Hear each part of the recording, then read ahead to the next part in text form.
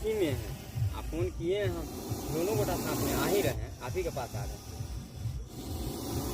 बस आप देखते रहिए ना, तो हम लोग आ ही रहे हैं, आप ही के पास आ रहे हैं। ठीक है, लगेगा भैया, देखिए ना, देखते रहिए ना उसको। ओ इधर खाली आप ध्यान देते रहिए, कोई दिक्कत